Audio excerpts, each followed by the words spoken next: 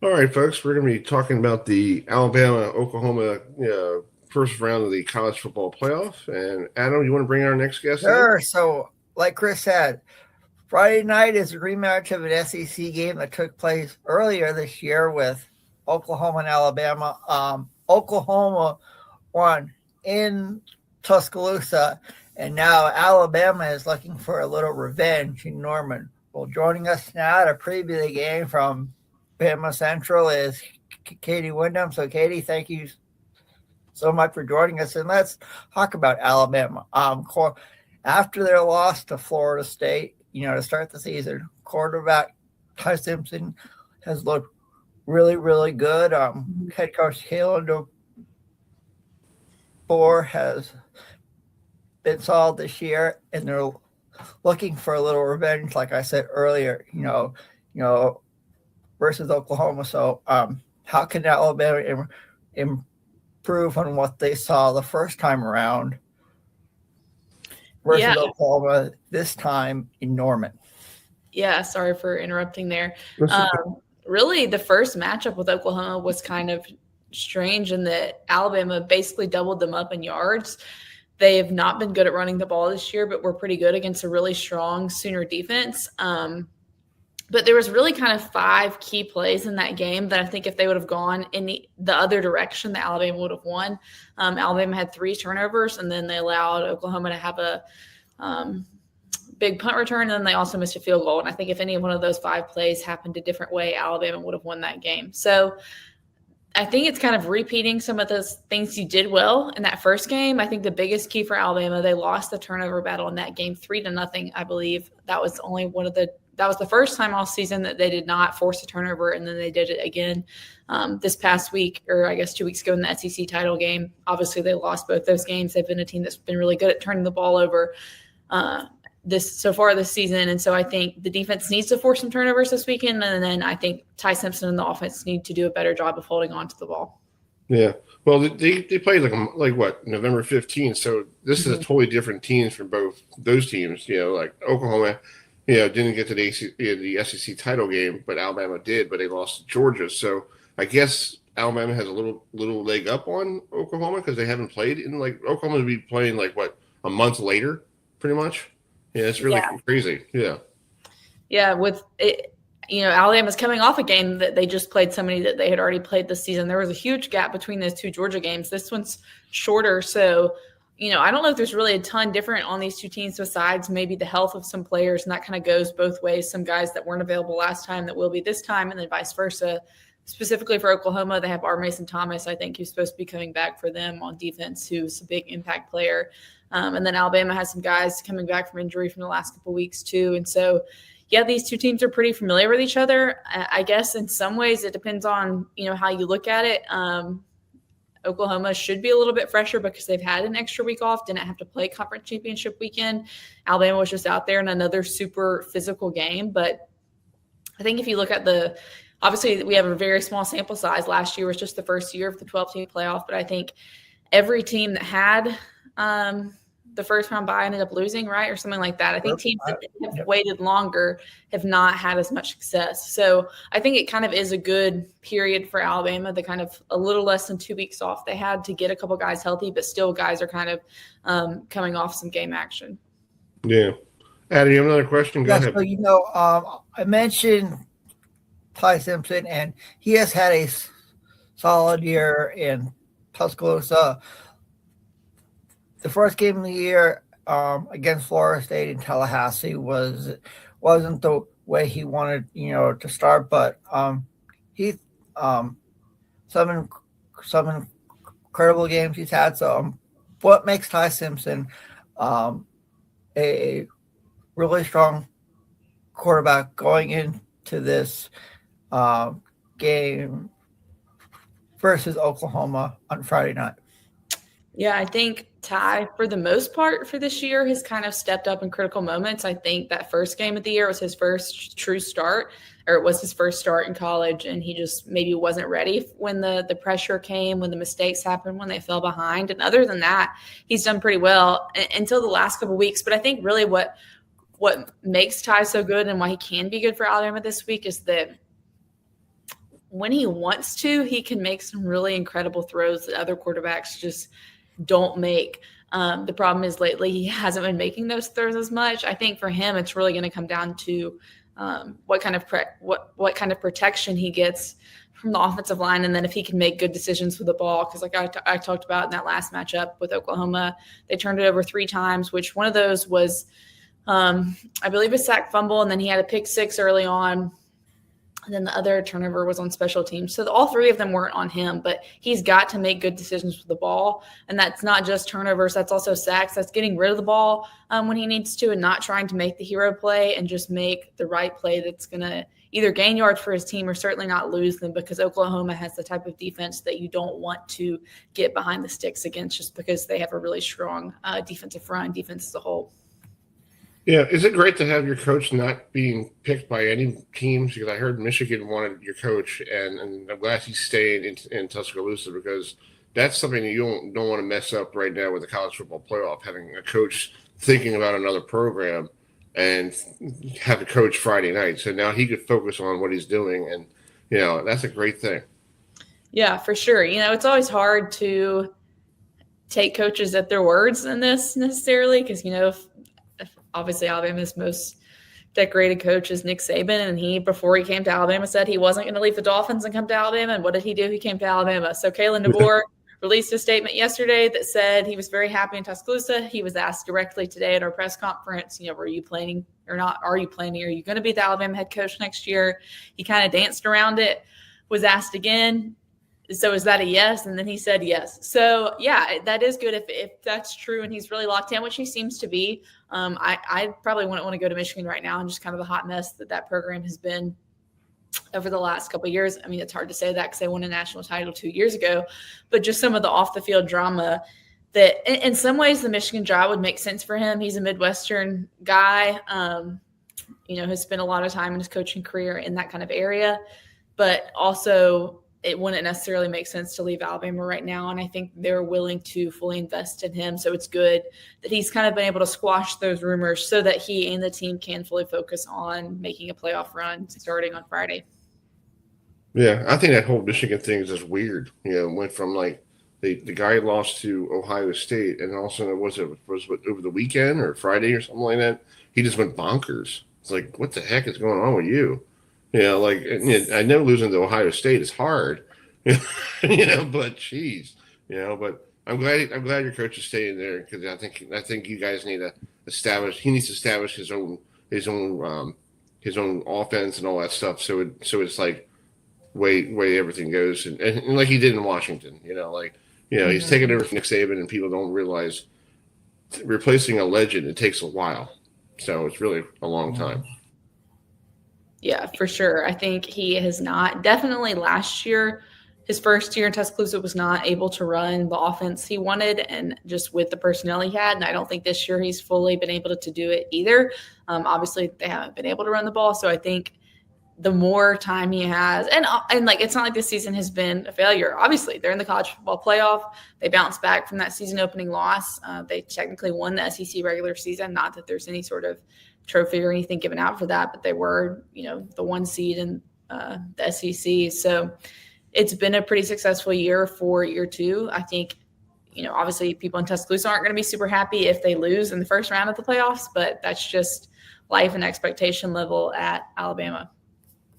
And you have another question? Yeah. So looking at the way looking at some stats for the first go around in Tuscaloosa, I think what Alabama needs to do is stop the run by Oklahoma. And one of the things that they have to do is stop Oklahoma's quarterback, John Mateer. He had a 20-yard touchdown run in the second quarter in the first matchup. There are some Sandell had a couple field goals for Oklahoma in that game. So what are some keys for Alabama to get the job done in advance to face Indiana in the quarterfinals of the college football playoff.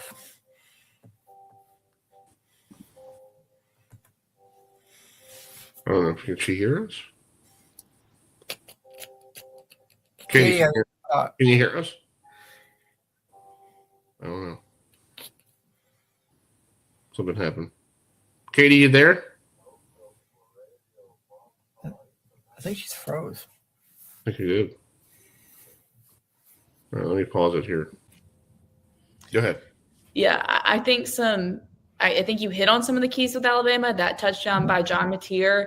He overall didn't have a ton of rushing yards, I don't think, against the Crimson Tide, but they obviously gave up that big explosive play, which I know they were not happy about after the game. So I think you want to continue to limit him on the ground. Yeah, he finished with just 23 yards rushing. And then kind of like I said earlier, I think you want to win the turnover battle. You need to avoid special teams mistakes. Oh, sorry, my computer slid off.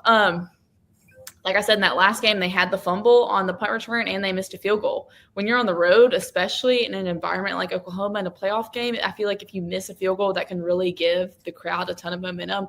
And you're obviously missing out on points. And with an Alabama offense that struggled recently and how good Oklahoma's defense is, you can't really afford to give up points like that. So those are some of the kind of the keys that I'm watching. And really, if Alabama can have, another one would be if Alabama can have a little more balance on offense, just because they finished with negative rushing yards against Georgia, which is obviously never ideal. And so it puts a lot of pressure on Ty Simpson, and that's something he doesn't need on his shoulders right now, just because he seems to not be in the best mental headspace the last couple of weeks. And so I think having a balanced rushing attack will really help, especially it seems like Jay Miller will be back and be able to play for the Crimson Tide this week. So that's going to be big. Yeah, actually, Katie, Chris and I, we were at the ACC championship game in Charlotte, and they actually had the game on a few of the monitors in the press box. So we were watching, and I was like, this is the same Alabama team that I've known, this year. And I will say, hoping Jam he does come back, because he has been one of your strongest running backs all year long. And if there's a way he can get around the Oklahoma defense, I think you guys can win the game. So looking ahead, if Alabama were to beat Oklahoma, do you think they could give Indiana a really good game in the Rose Bowl? I think they definitely can. I don't know if they will. I think we've seen this team this year, like they've proven, like by beating Georgia on the road early on, that they can compete with and beat some of the best teams in the country. It's just all about if they show up and play with consistency, if they can, win the turnover battle, hold on to the ball, force turnovers. This defense really, since the first game against Florida State, has been really good. One of the best defenses in the country. It's tough for other offenses to score against them. In that Oklahoma game, Oklahoma was scoring with short fields after the turnovers. I don't think they really had a drive all day where they just moved the ball all the way down the field against Alabama. I think they had one field goal drive. To start the second half that was 41 yards. The drive was 41 yards, not the field goal. But Alabama did a pretty good job of limiting them, and that's been the case for most of the year. I think it's really going to come down to, can the offense back the defense up? The defense has been backing up the offense time after time this season, coming up with a critical turnover or big stop. And then the offense has just been struggling really ever since Alabama's win over Tennessee. From that point on, it hasn't been great. They haven't been able to move the ball with a ton of efficiency, which they faced really good defenses. LSU has a good defense. Auburn has a good defense despite their record. Oklahoma obviously has a really good defense. Georgia has a great defense. So they've been playing good defenses, but it's going to be, can the offense turn it around? And I think there's a reason Indiana's the number 1 seed. They've proven it this year. They beat Ohio State in the Big Ten championship game. So it's going to be a big challenge. I think they can definitely compete with and beat Indiana. I'm not sure if they will. I don't know if I'd go out on a limb and make that prediction. I got you, Katie. I got you. Yeah, I think it's going to be a great game on Friday night. And people don't realize this is the college football playoff, and they're going to have two teams battling each other. And I think it's going to go down to like a last-minute field goal. Somebody's going to screw up at the end. That's always something happening in these great games. Somebody gets a football, throws an interception, or they fumble, or somebody throws a Hail Mary over like last second, in the end zone for a game-winning touchdown. So that's why they play these games. So it's going to be one of those games. I think it's going to be, they're both teams are going to play their toughest, and they're going to beat each other to the point like winner. One team will stand up and go, "Hey, I'm going to the Rose Bowl," and the other one's going to be playing golf. So, it's just crazy. But Katie, tell everybody where they could find you, because I know you do a lot of stuff for Alabama. Where can they find your work? Yeah, so it's on BamaCentral.com. It's also called Alabama Crimson Tide on SI. It's part of the On SI Sports Illustrated network. So that's where you can find us online. Bama Central on Twitter. You can find me on Twitter at @KatieWyndham_. And then I also have a podcast that focuses on women's athletics at Alabama. So that's pretty niche. I don't know how that all. I will come on your show to talk women's softball for Alabama, because I know how good of a coach Patrick Murphy is down there in Tuscaloosa. And Alabama is one of the top softball teams in the country. So I am volunteering to come on your show to talk softball in the springtime, Katie. Yeah, that's absolutely right. Patrick Murphy's the GOAT. He's awesome. He's great. Yeah. Oh, yeah. Yeah. And women's gymnastics as well. Yeah. That's awesome. So I have a podcast called Crimson Flame Podcast, if anyone wants to check it out on all your usual podcast platforms. Thank you. That's where you can find me, covering Alabama football, basketball, softball, and gymnastics. That's cool. Well, thank you so much for coming on tonight, and I hope you have a great rest of your holiday season and enjoy the game on Friday. Thanks, guys. Merry Christmas to y'all as well. Merry Christmas. Merry Christmas, Katie. All right, let me pause it. So, folks. Go. All right, so folks, the college football bowl season is upon us, and one of the marquee games that has been played for a long time is the Holiday Bowl, and this year it features the Arizona Wildcats and out of the Big 12 and the SMU Mustangs out of the ACC. Joining us now to talk about the Holiday Bowl is our good friend from the Holiday Bowl, Rick. So, Rick, thank you so much. Much for joining us tonight. And what are you looking forward to in this matchup between Arizona and SMU? I think what's going to be interesting for people here locally is that we've never played a game this late in the season, so it's going to be after Christmas, and our theme is the holidays are over when we tell you that they're over. So our game is January 2nd, 5:00 local time on Fox TV with Gus Johnson and Joel Klatt. So we're expecting a great game. We've got a 9-3 Arizona, an 8-4 SMU team. That last year SMU was in the college playoffs, and they didn't play well against Penn State, but they were in the tournament, as they say. And Arizona's won 5 games in a row coming into the season, and then they beat into the bowl season, and they beat their arch rival Arizona State in the final game of the year. They call it the Territorial Cup. So Arizona sold out all their tickets. They're asking for more because Arizona, sorry for my nose, Tucson is very close to San Diego. It's about 5 hours. And we have a lot of people from Arizona visit San Diego throughout the year. And this gives them another reason to come to San Diego another time during the year and celebrate the holidays. So we're expecting a big crowd from them and SMU as well. They got a lot of alumni here. And it should be a good game. We're looking forward to it. Yeah, Rick, last year was Syracuse and Washington State, and that was like a shootout, good old-fashioned Western shootout between both schools. I have a clip here. So just talk it was about crazy. Last year's game. It was crazy because if you remember, Washington State, a bunch of their players pulled out. Right. And their head coach left, and he went to Wake Forest. So an interim coach. It was funny when they went into the portal, everybody thought they weren't going to play, but then the day of the game or leading up to it, most of the kids played in the game. But yeah, it was 52, 40, 30 something or 35. Yeah. Kyle McCord was unbelievable. He was great. Kyle Williams, the wide receiver, set a record for yards caught in the game. And then I think Kyle Williams is on, what NFL team is he on? But he's had a really good season so far in the NFL. But it was good. It was a blowout, but it was a good blowout. Yeah. I got to ask you this question. We have these teams like Notre Dame they're not playing in a bowl game. Right. All those. What is the protocol for you guys? Because I know you had the situation a couple of years ago with COVID when you were supposed to play. It was NC State and UCLA and all. Yeah, I've never put out a press release like that before that the game had been canceled and UCLA didn't play, and we've had a COVID thing, we've had a cancellation. I try to stay out of the politics of college football because it's so crazy on a daily basis. But we're happy what we received as our two teams.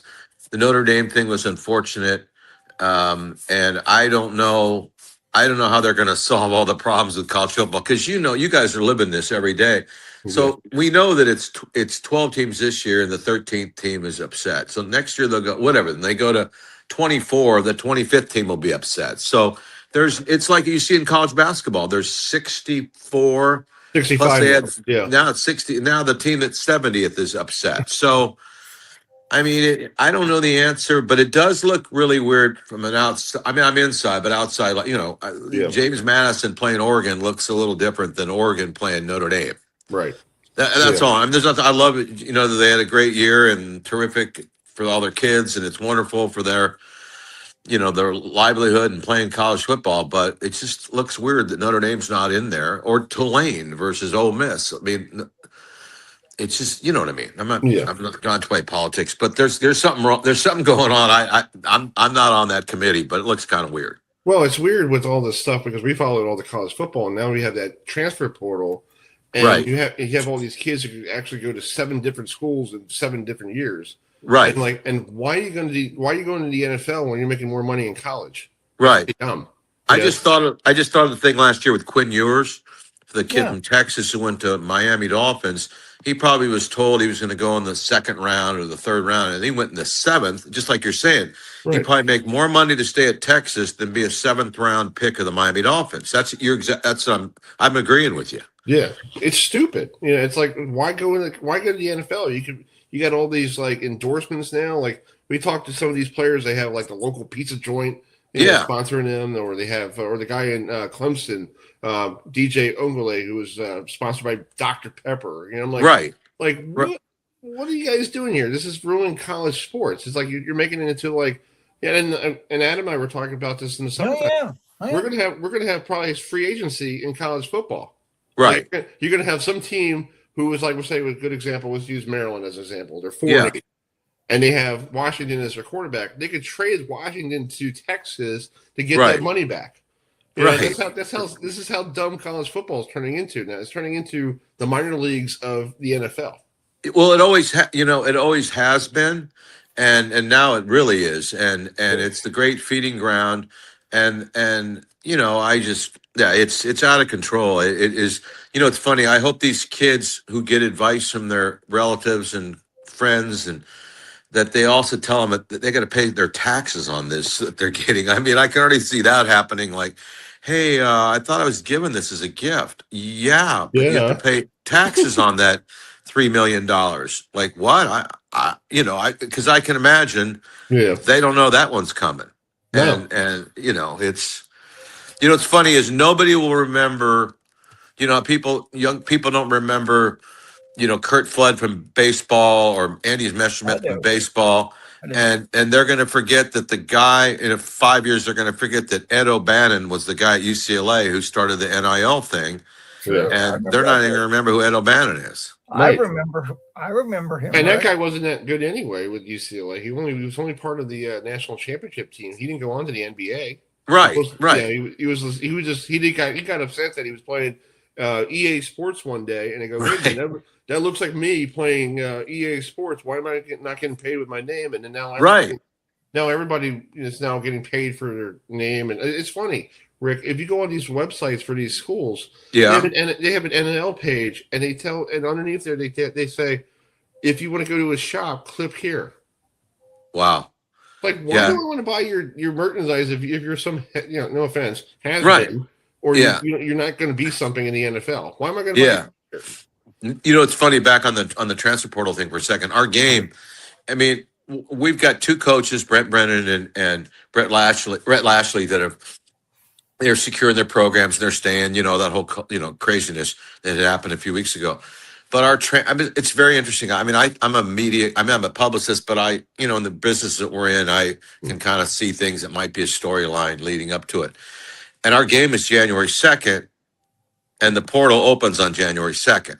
That's So correct. So I could see some kid, uncle or grandfather saying, "Hey, I got a call from XYZ school. They want you to be a left tackle, but you can't play in the game tomorrow night because it's either there or we're going to go to somebody else." But I could just it's going to be interesting how January 2nd fits in. Yeah, I can see it too. I can see like they're playing the game, and all of a sudden you see them like get pulled out of the game because they get traded. They get traded to Texas. Yeah, or something. It's also interesting to give you a little insight on our game. We have a party for people that help put the game on. Our volunteers, call them the Redcoats, and it's every year. And the last few years, we've not been up. The two coaches that have participated that are playing in the game haven't been in San Diego until 3 or 4 days before the game because they're recruiting. Because where the recruiting window is now open or closed, we're going to have both coaches in San Diego tomorrow night, which is going to be fun for a press conference. And then Joel Klatt. It's a private event for people with the Holiday Bowl. It's not open to the public. And Joel Klatt from Fox, who lives in Orange County near Irvine, about less than an hour drive to San Diego. He'll be there at the event. And Norman, in the past, he'll interview a assistant athletic director from one of the schools who flies out because the coach can't be there, or an alumnus in the area who played for one of the schools. And it's fine. It's great. But having the two head coaches there with, question answers and fans, people, it's going to be a really cool night. Really cool. Yeah, night. that's cool. And that sells the game. It's like the old days, Bobby Bowden used to go to the Orange Bowl luncheon with whoever. And it's like and now like you don't hear that anywhere, but that's great for you guys because they can see the two coaches and they're making the trip to San Diego. They don't have to do that. Right. No, it's really cool. And I don't know if they're, the world we're living. I don't know if they're going to recruit. There's some kid they're going to have breakfast with tomorrow that they're, hey, I happen to be in town. Hey, you want to have, what I mean? You know how that all works. It's of course. Yeah. We have really good high school football here in San Diego. I'm not saying it's as good as any college, little high school area, but we do have 4 Heisman Trophy. Can you name the 4 Heisman Trophy winners from San Diego? Oh, there's one you're going to miss. Well, I'm going to miss. Okay. All right. I don't know. I got to do research. No, you can't. You're going to do it. It's Marcus Allen. Okay. I'm trying to think. Reggie Bush. Reggie Bush, yes. Reggie Bush, Marcus Allen, Ricky Williams. Ricky Williams in Texas, yes. And then the 4th one you won't get. Rashawn Salam. I remember. From Colorado. He played 8-man football at a school called Loyola Country Day. And so we have 4 Heisman Trophy running backs from San Diego. And I saw Marcus Allen play his last high school football game in San Diego when it used to be Qualcomm Stadium. Oh my God. Wow. He played against the school. What doesn't matter? Kearney High School. They won 35-7. He scored all 5 touchdowns, 3 on offense. He intercepted 2 passes. They ran him back for touchdowns. And the other thing that was crazy is that Lincoln is a really small school. It's the one where there's about 20 guys come out of Lincoln High School in San Diego. What's the running back played for the Broncos, had the headache in the Super Bowl? Terrell Davis. Yeah, Terrell Davis. Yeah, he played defensive line in high school at Lincoln High School. But this is the crazy thing. Lincoln High School. I was at the game, as I told you, and I could see the Lincoln bench, and you could look out there, and there's 11 guys playing right in the game. Mm-hmm. But Lincoln only had about 10 guys on the reserve. So they had like 22, 23 guys in the total team, and they just were unbelievable how good they were. But Marcus Allen, 35-7 final, unbelievable game. I got to ask you a question. Talk about. Hold on, Adam. Hold on. Okay. San Diego, they don't have the NFL team anymore. Right. Because they went to Los Angeles. To me, they stay in San Diego. That's where all their history. How's the attendance for these games now? Because this is the big game in town now because you don't have Chargers. Well, it's really interesting. I worked for the Chargers for 4 years, and I worked for the Broncos for several. And the Chargers not being in San Diego is horrifically disappointing to Mhm. football fans. And it was a tussle between the owners and the local the city. And San Diego State is the main tenant. The stadium is called Snapdragon Stadium. It's a product from Qualcomm, the people that make your cell phones or a lot of the cell phones. Okay. We're hoping to sell it out. We're doing really, really well, but the attendance is 32,000. That's Okay. all it holds. And I kind of inside, I'm disappointed that that's what they built. But I mean, we're a stadium that had Qualcomm had 3 Super Bowls, had major concerts. I mean, one of the events I did one of the last events in that building was the Navy Notre Dame football game. We had 65,000 people there. Wow. And it was so funny that a couple of days ago, I watched the Army Navy, and I'm going, God, I wish, we're never going to have it because the stadium's too small and the tickets will be too expensive to make the budget. But Yeah. we'd had an Army Navy game here, I'm sure, one year. But it's just, it's people are very disappointed. People are down on the Chargers. People giggle here when the announcers will say San Diego, instead of Los Angeles. So the referee will go, personal foul on Charger, San Diego, whatever. And it's like, no, people well, this is how bad it is. When it first started happening, because they've been gone since 2017, which is almost Right. 9 years. People will have a drink when an announcer or somebody says, hey, LaDainian Thomas, when whatever, they'll say San Diego. And it's really sad. Wow. Really sad. Yeah. That's crazy. Go ahead, Adam. I cut you Yeah. off. Yeah, go ahead, Adam. This year, I remember when it was known as the Thrifty Holiday Bowl back in the day. Right. You guys have a new sponsor this year. So just talk about the new sponsor you guys have. It's a San Diego based company, but they have a national presence. It's called Trust and Will. It's a more inexpensive way. Do your Trust and Will. I wish I would have known about them 5 or 6 years ago, because I had to do a trust and a will, and it was really expensive. And this is not as expensive, and it's got a platform that helps people get through it, and it's been very well received around the country. And they came to us recently and wanted to be involved. So you'll see their involvement with ads and stuff during the game. But we're really excited to have Trust and Will as our sponsor, and hope it'll be a long-term relationship. Yeah, and Yeah, I think also that's good.